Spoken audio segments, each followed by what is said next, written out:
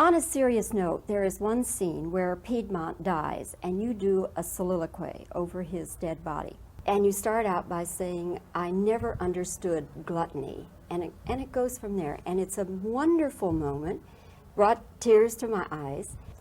And I made a note at the time I was watching it. And I said, it sounds like he's talking about John Belushi. Were you? Yes, yes. I started thinking about my brother. My brother plays the fellow who dies, Piedmont. That's my actual brother. Actual brother.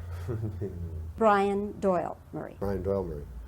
And I wrote that scene, and that particular scene, and I started thinking about my brother. Like, I knew he was going to play the part, and I started thinking about him.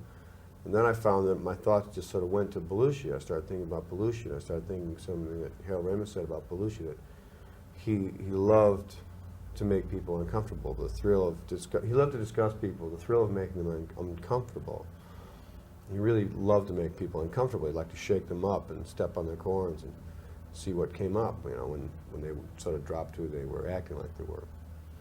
And so it was about the Bear Man, and there's other people that it's about too. There's a little more that I use some other people that I knew that are still alive. But it really does color the whole thing, because you see it's John, sort of, you know, even, you know, if you know about our relationship, you just see that it's John. You can see it, and it pops out, and it's a little touching.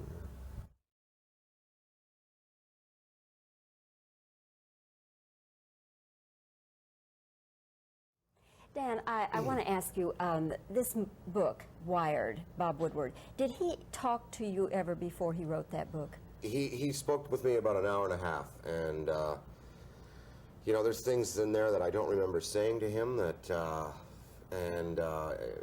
first of all, the book, I've skimmed through excerpts of it. It's really pulpy and trashy. It's not well written at all. And Bob Woodward, he was a man with a very respectable career. All the President's Men, The Brethren, and his research and newspaper work, and then all of a sudden he does a book called The Short Life and Fast Times of John Belushi. What a kind of a cheap, you know, he's just stepping down into that seedy world, and I think he's really avoided many issues in the book. He certainly has avoided the issue of what a fun bag John was, what a great guy he was, what a warm, humorous, really, you know, concerned and bright, educated, well-read individual this guy was. I mean, how did he get to be so successful? He was smart, you know.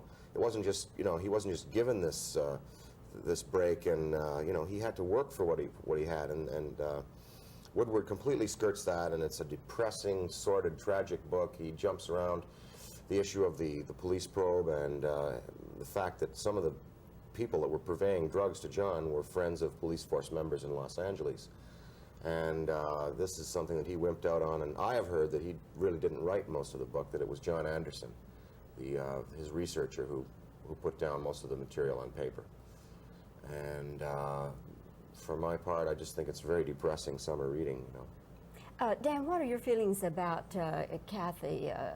Do you think that she should be brought back, or what are your feelings about that? I have no vindictiveness there at all. I think she should have been, you know, maybe retained in L.A., but now that she's away in Canada, I mean, I don't think there's any way that an extradition can go down. And the fact of the matter is that John he shouldn't have been hanging out with those people, you know.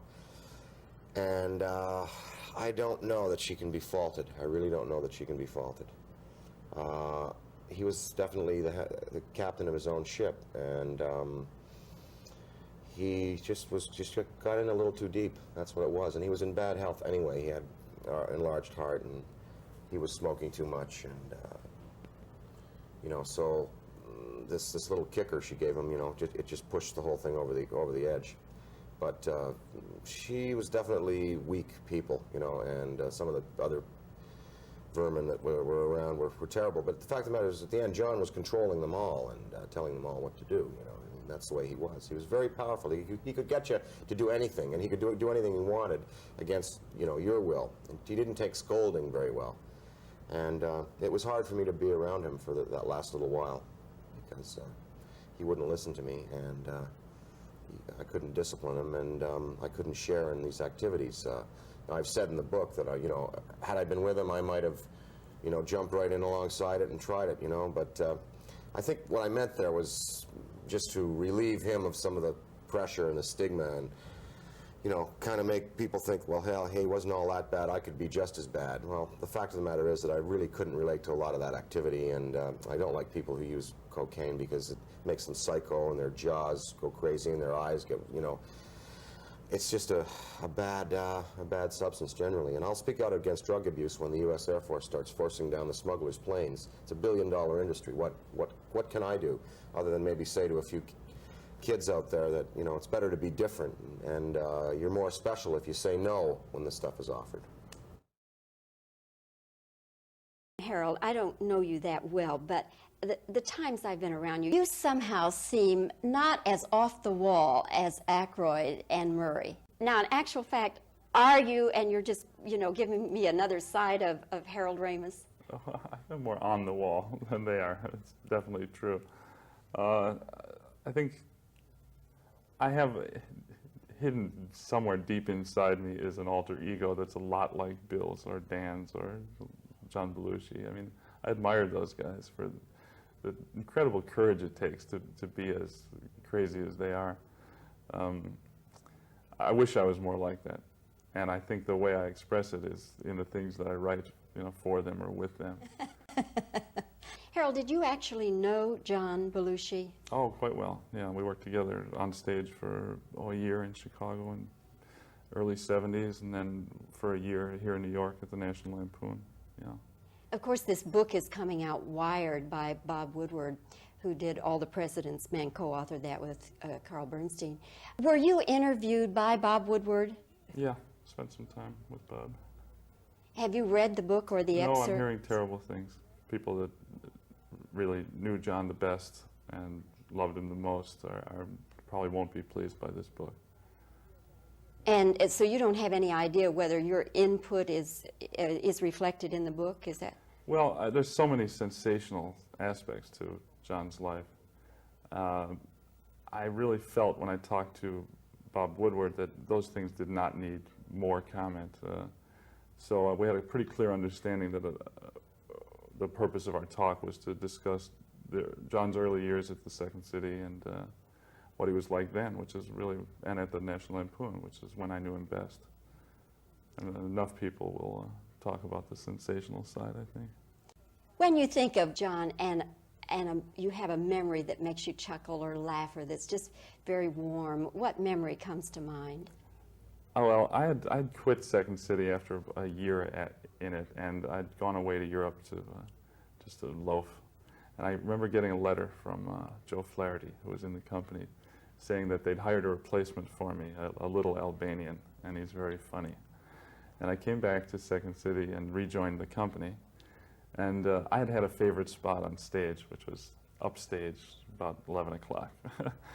Because upstage is a very strong spot to work from, because you're behind the other actors. And we were doing an improv, and I made a big entrance into the scene, and I was heading for my favorite power spot on the stage, and there was John just planted right there, you know. He'd sort of, and wiggling his eyebrows in that crazy way at the audience, and I loved him. I mean, he had sort of usurped my position, but it was okay because he was so funny. And I remember he would get laughs. He would walk out on the stage, and without saying a word, the first time the audience would see him, they would just start laughing. And it was the most wonderful thing. And he was very healthy at the time, and looking very good and feeling good. And it was a joy to see him, at his peak, functioning like that. I think it was just the way he was built. It did give him, you looked at him and you think, if you aren't a comic, you ought to be, you know. Well, we used to tease him, call him Lou Costello and things like that. And he loved it? Oh, yeah. Was John ever sensitive about being chubby? Oh, sure. But he also had a Brando complex, and he always felt he looked a little like a young Brando, and a little like Napoleon. He had pictures of Napoleon in his house. And John loved to pose. He would always catch him looking in mirrors, making faces in mirrors, you know, trying out new looks for himself. He was a lot of fun to be around, and so strong as an actor. We toured the East in a show for the National Lampoon, which was not the greatest show in the world, and there were some rough moments with the audience. But he had this incredible power on the stage that would just triumph over the material, really, and we would always come out pretty well, no matter what. I knew him too, of course, only as a media person, but I had great affection for him. Harold, I just think Ghostbusters is going to be such a big hit. It's such fun, and it's wonderful to see you in front of the camera, since last time I saw you, you were behind the camera. Right. So we'll be looking forward to your next venture, I guess, which will be the sequel to Vacation. Huh? No, No? I'm not involved. Oh, you're not No, involved? Don't believe in sequels. Ah, okay, glad we got that cleared up. Yeah. Okay, well, good to see you. Same here. Thanks.